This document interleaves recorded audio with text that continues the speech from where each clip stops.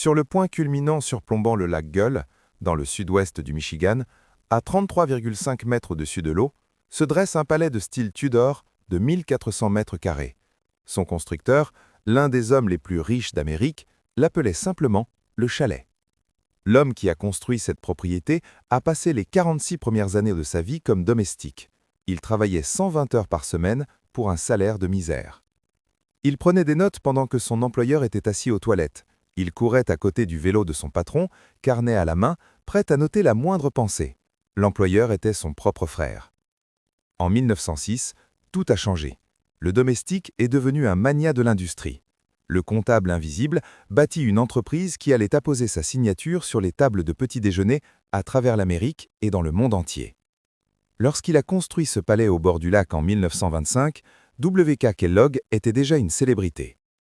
Son frère, le célèbre médecin qui avait jadis soigné des présidents et des tycoons, le poursuivait en justice pour le droit d'utiliser leur nom de famille. Les deux frères se battraient devant les tribunaux pendant des années. Ils se parleraient à peine pendant des décennies. Et dans les derniers jours de la vie du frère aîné, une lettre de réconciliation arriverait dans cette même maison. W.K. Kellogg ne l'ouvrit jamais, pas avant qu'il ne soit trop tard. Voici l'histoire de Cornflakes, de trahison familiale et du prix du succès. Et si vous appréciez ces plongées au cœur de l'histoire des vieilles fortunes, cliquez sur le bouton « Rejoindre » ci-dessous et devenez membre de la chaîne. Cela nous aide vraiment à continuer à réaliser ces documentaires. Très bien, commençons. Tout commence ici, au chalet au bord du lac. Chapitre 1, Lac Gull. En 1925, W.K. Kellogg, âgé de 65 ans, était enfin immensément riche. Son entreprise de cornflakes produisait 120 000 boîtes par jour. Après une vie de pauvreté et de servitude, il décida de se construire quelque chose. Il choisit un emplacement à 14 km de Battle Creek, au bord du lac. La propriété, située au point culminant, surplombait le lac et s'étendait sur 13 hectares, avec 488 mètres de rive privée. Kellogg engagea le cabinet d'architectes Benjamin et Benjamin de Grand Rapids pour concevoir son refuge. Il souhaitait une maison qui semble avoir traversé les siècles. Les architectes livrèrent un maître-œuvre néo-tudorien. L'extérieur présentait d'authentiques murs à colombages avec des panneaux de stuc, exactement comme on en trouve dans un manoir de la campagne anglaise. Des vitraux ornés d'écussons héraldiques laissaient capter la lumière du matin sur le lac. Le toit était recouvert de tuiles Ludovici, importées et coûteuses, surmontées de fleurons de cheminée en terre cuite qui conféraient à la silhouette une décidément allure antienne.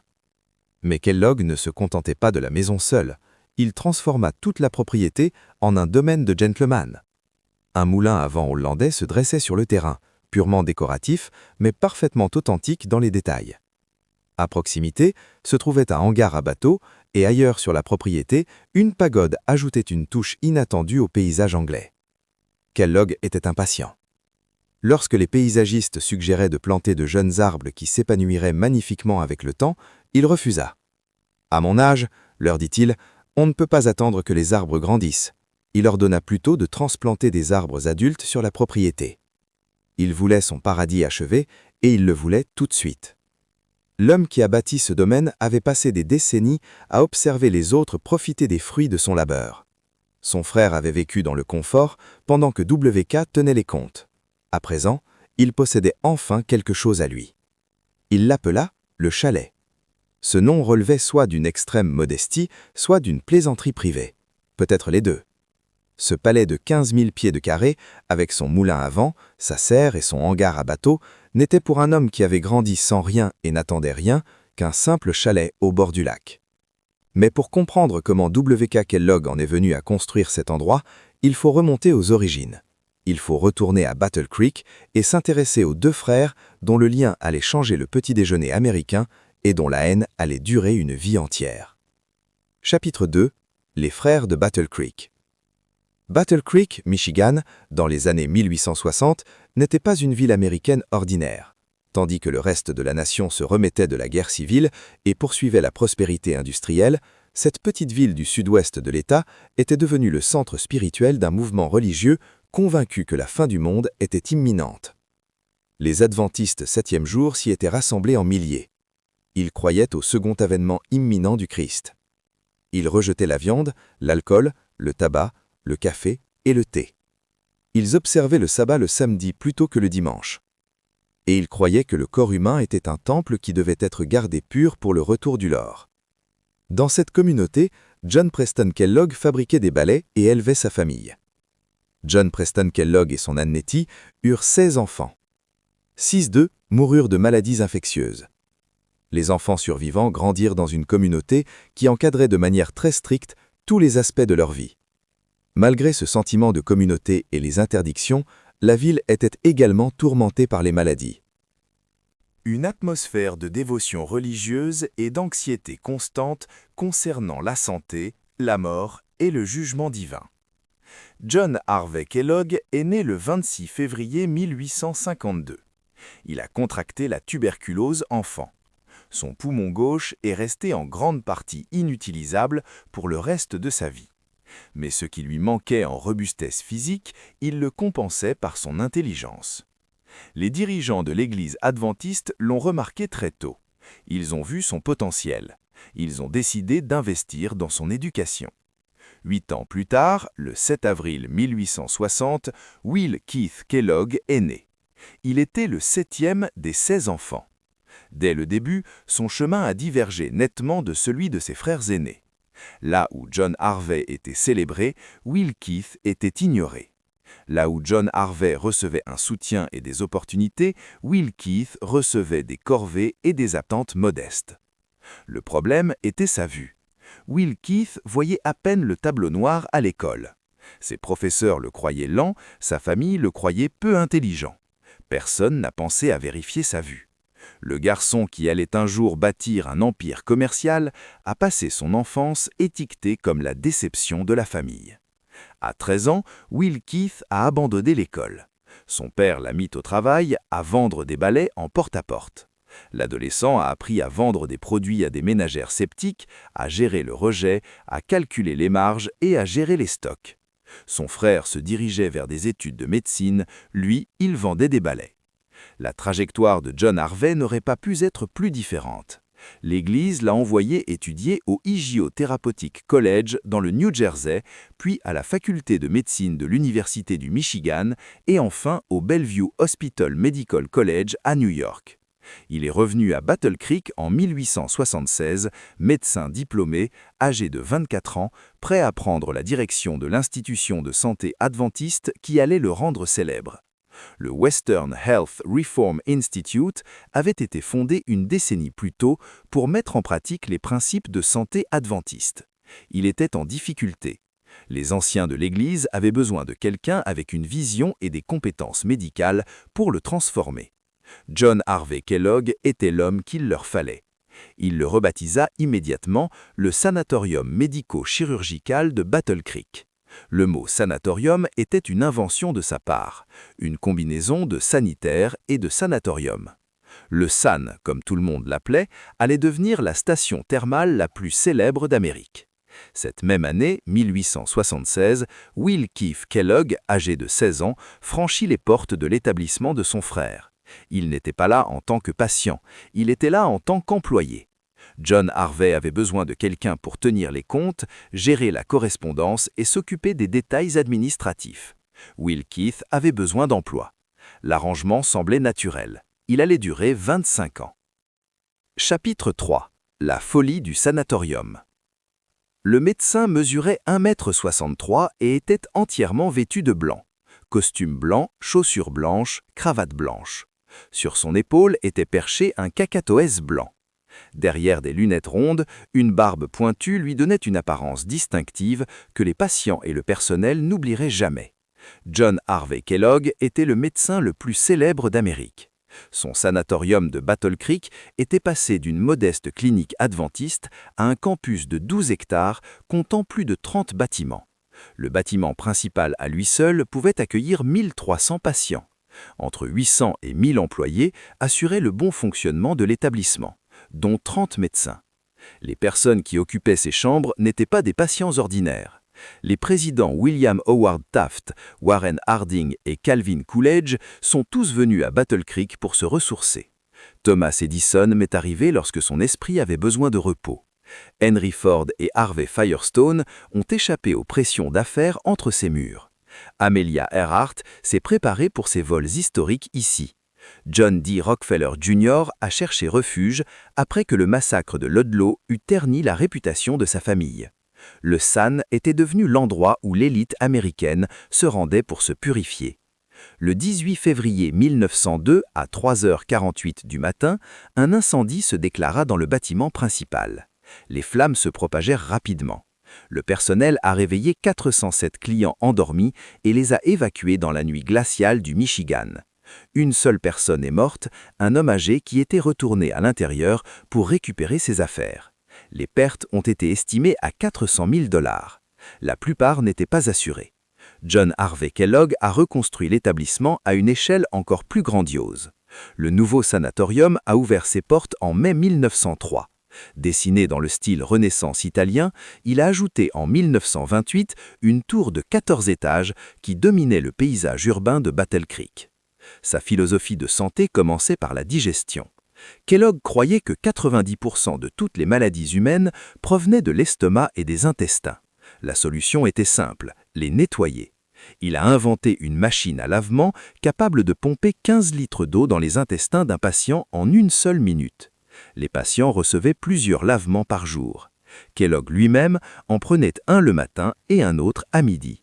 L'eau seule n'était pas suffisante. Kellogg croyait que les intestins devaient être colonisés par des bactéries bénéfiques. Sa solution était le yaourt administré par les deux voies. Les patients en consommaient une demi-pinte par voie orale. L'autre moitié était injectée directement dans le rectum. La procédure visait à rétablir une flore intestinale saine dans tout le tube digestif. Pour les patients qui avaient besoin d'une stimulation supplémentaire, il y avait la chaise vibrante. Ce siège en bois secouait le corps jusqu'à 60 oscillations par seconde. Ces violentes vibrations étaient conçues pour favoriser les selles. Elles y parvenaient souvent immédiatement et involontairement. Des cabines de luminothérapie baignaient les patients dans la lumière de dizaines d'ampoules électriques. Des appareils à courants sinusoïdaux envoyaient de légers courants électriques à travers leur corps. Des chevaux mécaniques permettaient de faire de l'exercice à ceux qui étaient trop faibles pour monter de vrais chevaux. Le président Coolidge appréciait tellement son cheval de sanatorium qu'il en fit installer un à la Maison-Blanche. Mais la plus grande obsession de John Harvey Kellogg n'était pas les intestins, c'était le sexe. Il avait épousé Ella Eaton en 1879. Le mariage ne fut jamais consommé. Le couple a conservé des chambres séparées pendant toute leur vie commune. Au lieu d'avoir des enfants biologiques, ils ont accueilli 42 orphelins au fil des ans et en ont légalement adopté 8. Kellogg a beaucoup écrit sur ce qu'il appelait le vice solitaire.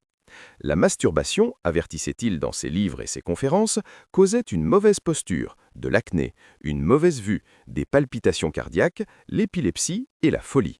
Ces méthodes de prévention recommandées étaient extrêmes. Pour les garçons, il préconisait la circoncision pratiquée délibérément sans anesthésie.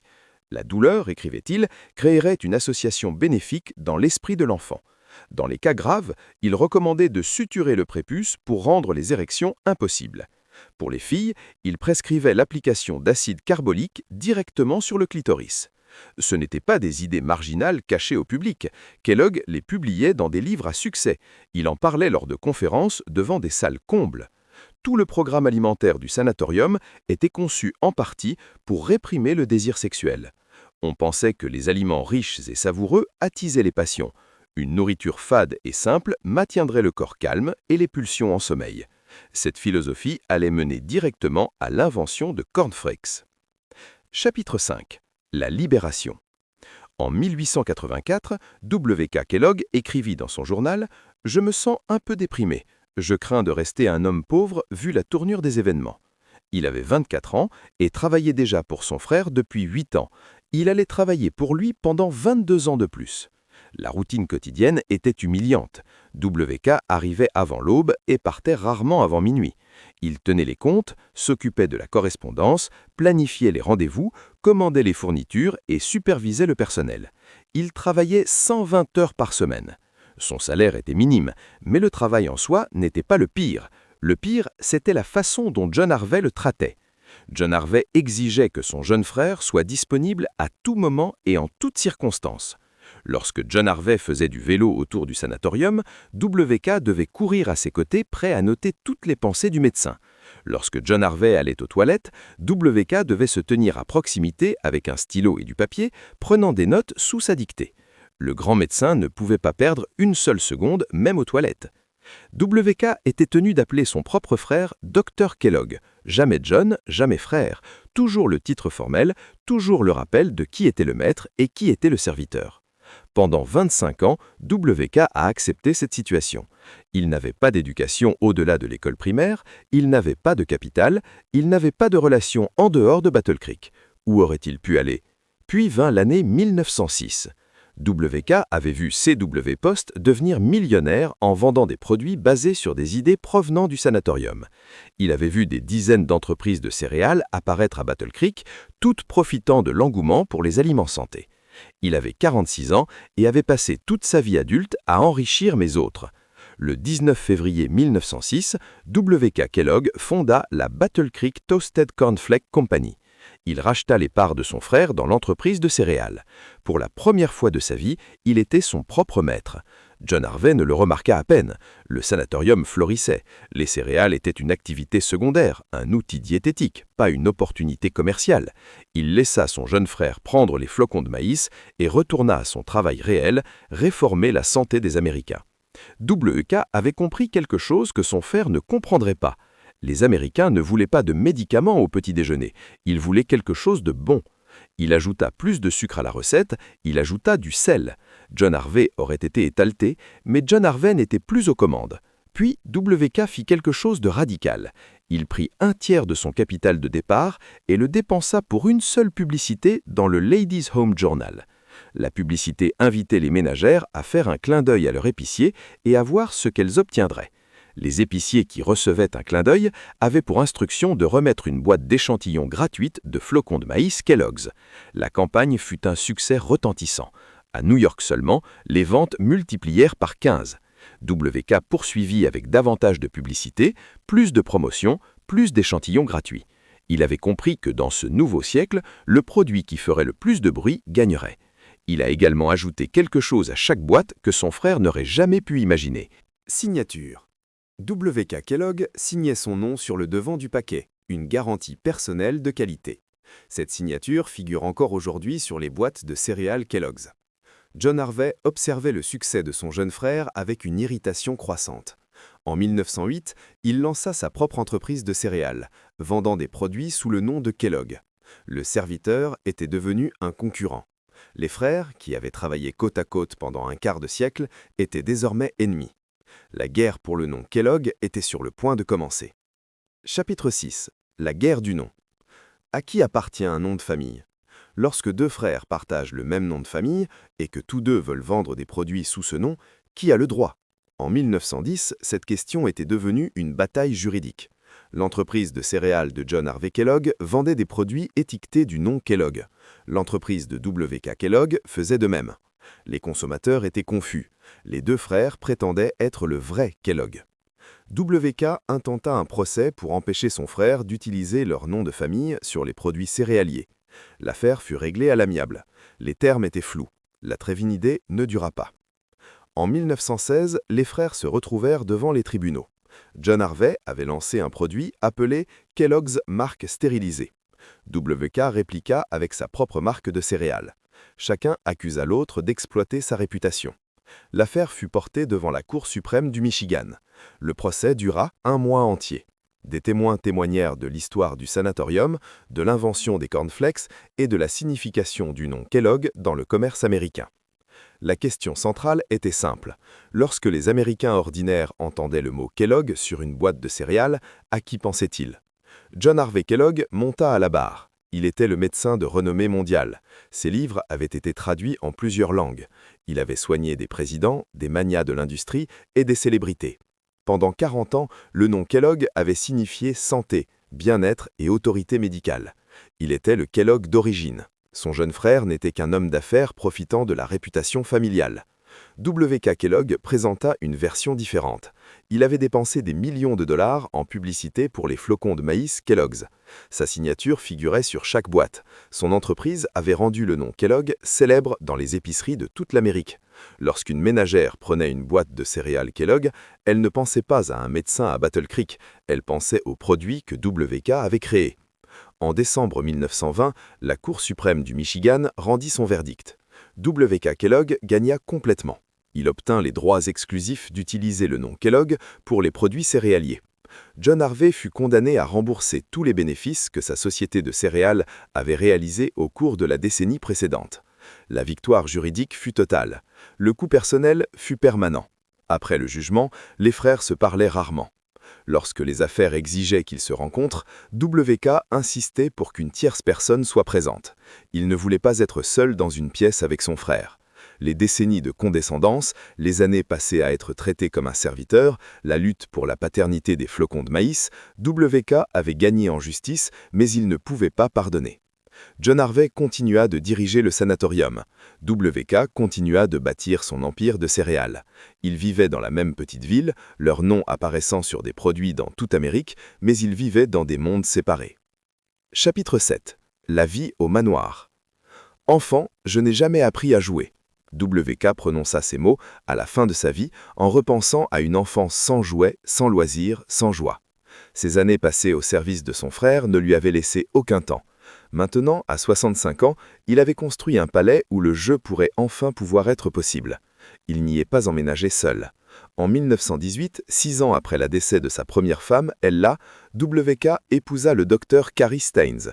C'était une médecin qui avait travaillé au sanatorium de Battle Creek. En 1926, elle emménagea avec lui dans le manoir achevé. Le domaine devint une résidence d'été pour la famille Kellogg élargie. Les grands-parents arrivaient pour de longs séjours, ils jouaient à des jeux dans la salle de billard pendant que leur grand-père les regardait, ils exploraient le domaine, couraient sur les pelouses et barbotaient dans le lac. W.K. n'avait jamais vécu de telles choses en étant enfant. Il pouvait maintenant voir une nouvelle génération profiter de ce qu'il avait manqué. Ses plaisirs étaient plus calmes. W.K. aimait les films muets. Il installa un système de projection au manoir et organisait régulièrement des soirées de cinéma pour sa famille et ses invités. Dans l'obscurité de sa salle de projection privée, l'homme qui avait passé des décennies à équilibrer des comptes pouvait enfin s'asseoir tranquillement et se divertir. Presque immédiatement après leur emménagement, les Kellogg firent don de la propriété à la ville de Battle Creek avec une instruction précise. Elle devait devenir un lieu où tous les habitants de Battle Creek pourraient jouer pour toujours. Ce don était assorti d'une condition. W.K. et Cary conservèrent un droit d'usufruit leur permettant de rester dans la résidence aussi longtemps qu'ils vivraient. En 1927, W.K. créa un sanctuaire d'oiseaux sur la propriété, un refuge pour les bernards de Canada, alors considéré comme une espèce menacée. Le sanctuaire attirait les oiseaux migrateurs de tout le continent. L'homme qui n'avait jamais appris à jouer avait créé un havre de paix pour les animaux sauvages. Mais les jours paisibles du manoir ne durèrent pas. Lorsque la Seconde Guerre mondiale éclata, les gardes-côtes américains réquisitionnèrent la propriété. W.K. et Cary durent quitter leur cottage au bord du lac. W.K. loua une maison plus petite à environ 1 kilomètre plus loin. Cary retourna auprès de sa famille à Fenwick, dans le Michigan. En 1944, les gardes-côtes partirent. Le manoir devint alors un centre de réadaptation pour les soldats blessés de l'hôpital militaire Percy Jones à Battle Creek. L'hôpital occupait l'ancien bâtiment du sanatorium où W.K. avait autrefois travaillé comme comptable pour son frère. Cary Kellogg mourut en 1948 sans être retourné au manoir. L'armée quitta définitivement les lieux en 1950. La maison resta vide pendant 18 mois. Le 6 octobre 1951, W.K. Kellogg mourut. Il avait 91 ans. L'année suivante, la fondation W.K. Kellogg transféra le domaine à l'Université d'État du Michigan. Il devint la station biologique Kellogg Gull Lake, utilisée pour la recherche et l'éducation. Le cottage au bord du lac avait servi à de nombreuses fins. Une retraite pour gentlemen, un lieu de réunion familiale, une installation militaire, un centre de réadaptation, une station de recherche. W.K. Kellogg l'avait construit pour créer l'enfance qu'il n'avait jamais eue. En fin de compte, il devint quelque chose de plus grand que le paradis privé d'un seul homme. Chapitre 8. Le prix. En 1913, le petit-fils de W.K. Kellogg, Kenneth, tomba d'une fenêtre. Le garçon survécut, mais souffrit de handicap permanent. Il aurait besoin de soins pour le reste de sa vie. Voir Kenneth souffrir affecta profondément W.K. Cette tragédie allait marquer le reste de son héritage. 12 ans plus tard, W.K. fut confronté à une autre crise familiale. Son fils, John Leonard, avait travaillé pour l'entreprise pendant 17 ans. Il inventa la doublure en papier ciré qui conservait la fraîcheur des céréales dans la boîte. Il développa All Bran et détenait plus de 200 brevets. Il était l'héritier présomptif. En 1925, W.K. le licencia. Les raisons étaient personnelles, pas professionnelles. John Leonard avait divorcé de sa femme et épousé sa secrétaire. Il avait également acheté une entreprise de flocons d'avoine, ce que son père considérait comme une trahison. W.K. ne pouvait tolérer la déloyauté. Il a exclu son fils de l'entreprise et de sa vie. Le père et le fils ne se sont plus jamais parlé. En 1930, au plus haut de la Grande Dépression, W.K. a créé la fondation W.K. Kellogg. Au cours de sa vie, il a fait don de 66 millions de dollars à la fondation, représentant 54% de ses actions de la Kellogg Company. L'objectif était simple, la santé, l'éducation et le bien-être des enfants. Il pensait peut-être à Kenneth lorsqu'il a fait ses dons. La fondation a financé l'école Anne Kellogg à Battle Creek, qui a pionnier l'éducation inclusive pour les enfants handicapés. Elle a construit des hôpitaux et des cliniques, elle a formé des infirmières et des médecins. Elle a nourri les enfants affamés pendant la dépression, lorsque leurs parents n'avaient rien. Interrogé sur sa philanthropie, W.K. a rejeté toute suggestion de sainteté. « Je suis une personne égoïste et non un philanthrope », a-t-il déclaré. « J'aime faire des choses pour les enfants parce que cela me procure du plaisir. » En 1937, les médecins ont diagnostiqué du glaucome chez W.K. La maladie a progressé rapidement. En quelques années, il était complètement aveugle. Il a passé la dernière décennie de sa vie dans l'obscurité. Mais la cécité ne l'a pas arrêté. Il a continué à assister aux réunions du conseil d'administration de l'entreprise, il visitait toujours l'usine, guidé par des bergers allemands issus de la célèbre lignée de Rin-Tin-Tin. Lorsque ses directeurs ont recommandé de réduire le budget publicitaire pendant des périodes difficiles, W.K. a refusé. Il a ordonné une augmentation d'1 million de dollars à la place. Il comprenait qu'une crise était précisément le moment où une entreprise devait se battre pour attirer l'attention. Puis vint le coup de grâce.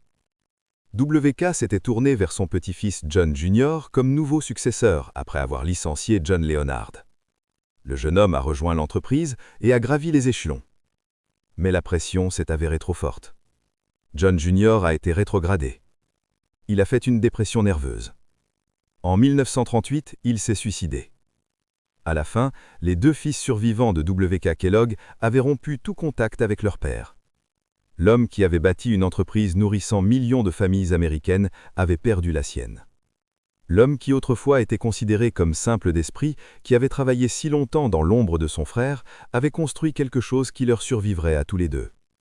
Mais le prix à payer avait été terrible. Son fils refusait de le voir. Ses petits-fils étaient morts ou handicapés. Son frère restait un ennemi. W.K. Kellogg avait tout gagné et tout perdu. Chapitre 9. La lettre. En 1943, John Harvey Kellogg était mourant. Il avait 91 ans. Son sanatorium avait fait faillite une décennie plus tôt. L'Église adventiste 7e jour l'avait excommunié en 1907 suite à des disputes théologiques.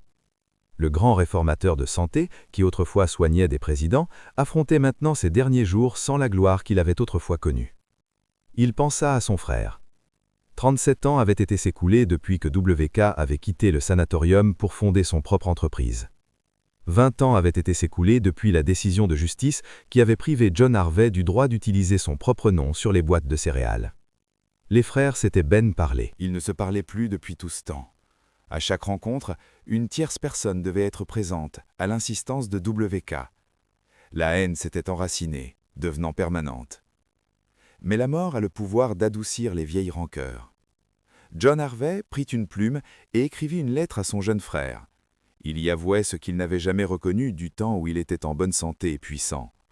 Il avait maltraité W.K. Il l'avait pris pour acquis. Il n'avait pas su reconnaître ses contributions. Il était désolé. La lettre arriva chez WK. WK avait 83 ans et était complètement aveugle. Quelqu'un aurait dû lui lire la lettre à haute voix. Il choisit de ne pas la faire lire. L'enveloppe resta non ouverte. Le 14 décembre 1943, John Harvey Kellogg mourut d'une bronchite. Il avait 91 ans. Ce n'est qu'après la mort de son frère que WK se fit enfin lire la lettre. Ce qu'il ressentit à ce moment-là, personne ne l'a consigné. Du regret peut-être, ou la satisfaction que son frère ait enfin reconnu la vérité, ou simplement la triste constatation que la réconciliation n'était plus possible. Les deux hommes qui avaient inventé les cornflakes ensemble, qui avaient construit et détruit leur relation pendant 6 décennies, ne se parleraient plus jamais. WK vécut encore 8 ans. Il continua son travail au sein de la fondation, il resta impliqué dans l'entreprise qu'il avait bâtie. Le vieil homme aveugle était toujours présent, prenait toujours des décisions, se souciait toujours de l'empire qui portait son nom. Lorsque la mort vint finalement chercher WK Kellogg, elle vint en douceur. L'homme qui était parti de rien, qui avait révolutionné le petit déjeuner américain, qui avait donné 66 millions de dollars pour aider des enfants, s'était mis chez lui. Il avait le même âge que son frère, 91 ans. La lettre était arrivée trop tard, mais peut-être que cela n'aurait pas eu d'importance si elle était arrivée plus tôt. Certaines blessures ne peuvent être guéries par des mots. WK avait passé un quart de siècle à être humilié par son frère. Aucune excuse, aussi sincère soit-elle, ne pouvait effacer cela. Les frères étaient liés par le sang, par l'invention, par la haine et finalement par la mort. Le cimetière d'Oak Hill est situé sur une douce pente à Battle Creek, dans le Michigan. Parmi ces tombes repose Sojourner Truth, l'abolitionniste et militante des droits des femmes, et C.W. Post, le pionnier des céréales qui fit fortune grâce aux idées qu'il avait acquises au sanatorium. Et ici, côte à côte, reposent les frères Kellogg. John Harvey Kellogg est décédé en 1943. WK Kellogg l'a suivi 8 ans plus tard.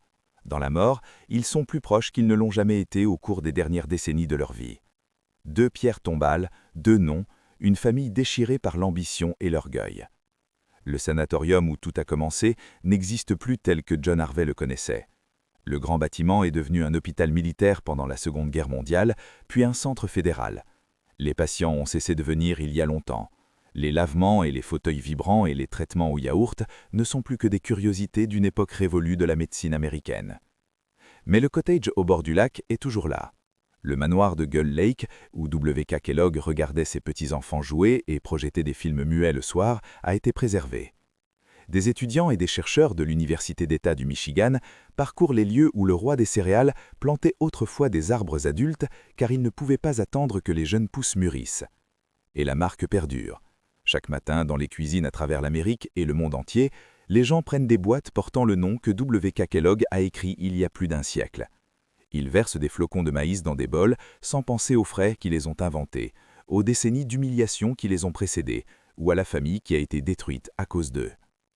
WK Kellogg a écrit une fois dans son journal qu'il craignait de rester toujours un homme pauvre. Il se trompait. Il est devenu l'un des hommes les plus riches d'Amérique. Il a donné 66 millions de dollars pour aider des enfants qu'il ne rencontrerait jamais.